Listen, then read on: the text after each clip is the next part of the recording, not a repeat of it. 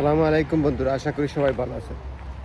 বন্ধুরা, কিছুক্ষণ আগে একটা নিউজ দেখলাম। আমাদের স্বরাষ্ট্র উপদেষ্টা brigadier M Sakhawat Hossain, gentleman army person, আপনারা তো জানেনই। এবং উনি গত তত্ত্বাবধায়ক সরকারের আমলে নির্বাচন কমিশনের একজন কমিশনার ছিলেন এবং সেই সময়কার নির্বাচনটা ওনারা যথেষ্ট চেষ্টা করেছেন নির্বাচনটা সফল, ফেয়ার এবং ট্রান্সপারেন্ট করার জন্য। এবং সেই অর্থে এই জেন্টলম্যানকে তখন থেকেই মানুষ ওনাকে মোটামুটি একটি নোন ফেস হিসাবে চিনে, একজন নির্বাচন কমিশনার হিসাবে। এবং তারপর থেকেই উনি বিভিন্নভাবে টিভিতে, মিডিয়াতে বিভিন্নভাবে আসছেন বা ওনাকে আপ্যায়ন করা হয়েছে। এই আওয়ামী লীগ সরকারের আমলেও ওনাকে মোটামুটি ধরে নেওয়া হতো একজন নিরপেক্ষ ক্রিটিক হিসাবে। সরকারের সমালোচক বলেন বা মোটামুটি ওনার প্রেজেন্টিং ক্যাপাবিলিটি, যেটা রিয়েলিটি নিয়ে, সেটা মোটামুটি যথেষ্ট বেটার অন্য আরও অনেকের তুলনায়। সেই জন্য আমরা অনেকেই ওনাকে পছন্দ করি। এবং আমি বিশ্বাস করি সেই পারসেপশন থেকেই, সাধারণ পাবলিকের পারসেপশন থেকেই ওনাকে এই ডক্টর ইউনূস সাহেবের ইন্টারিম যে গভর্নমেন্ট, সেই গভর্নমেন্টে উনি একটি অত্যন্ত গুরুত্বপূর্ণ এবং দায়িত্বশীল একটি ডিপার্টমেন্ট ওনার উপর ন্যস্ত করা হয়েছে। নিশ্চয়ই উনি সেটার জন্য capable, otherwise it won't happen. Anyway, যেটা আমি বলতে চাচ্ছি যে উনি আজকে ভিজিট করছেন বিজিবি, আমাদের যে বিজিবি আছে বর্ডার গার্ড বাংলাদেশ, তার দফতরে তাদের সাথে কথা বলছেন। এবং ওনার দু একটি কথা আমার খুব মনে লাগছে, এই জন্য আপনাদের সাথে একটু শেয়ার করি। নিশ্চয়ই আপনারা তো নিউজ দেখবেনই, তারপরেও আমি আমার মতো বলতে চাচ্ছি।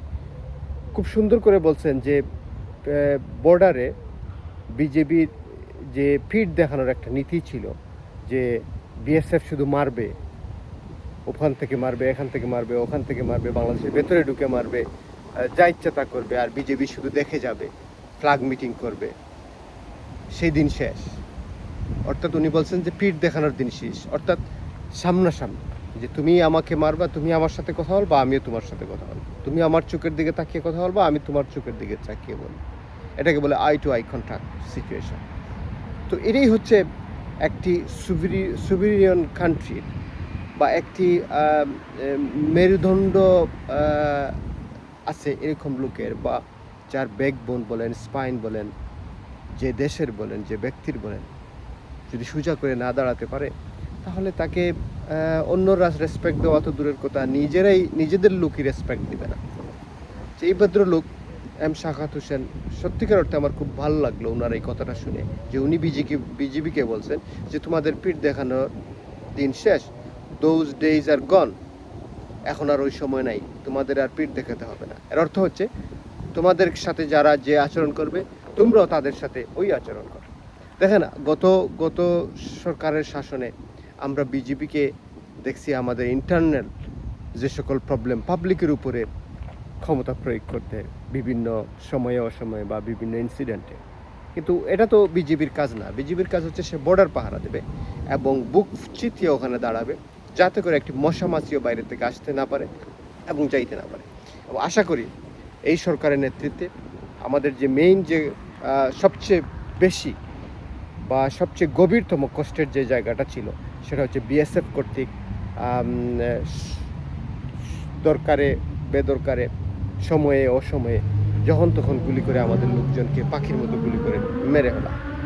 হয়তো সেই দিনগুলির দিন শেষ হলো এবং শেষ হবে, এটাই আমি বিশ্বাস করতে চাই।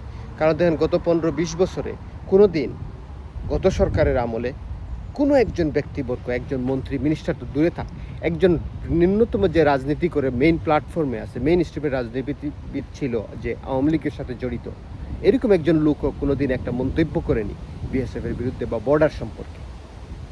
আমরা এতটাই নতজানু পররাষ্ট্রনীতি এবং বিথু নীতি নিয়ে এগুচ্ছিলাম। তো যাই হোক, এই সরকারের আমলে এম সাখাওয়াত হোসেন যে মন্তব্যটা করলেন, সত্যিকার অর্থে এটা আমাদের জন্য, বাংলাদেশিদের জন্য খুবই গর্বের। আমি মনে করি যে বিজেপি যেটা তার কাজ, সে সেটাই করবে। সে আর পিঠ দেখাবে না, সে বুক চেতিয়ে বিএসএফের সামনে দাঁড়াবে। ধন্যবাদ স্বরাষ্ট্র উপদেষ্টা জনাব এম সাখাওয়াত হোসেন এবং ধন্যবাদ সকল বাংলাদেশিকে। খুদা হাফেজ, গড ব্লেস বাংলাদেশ।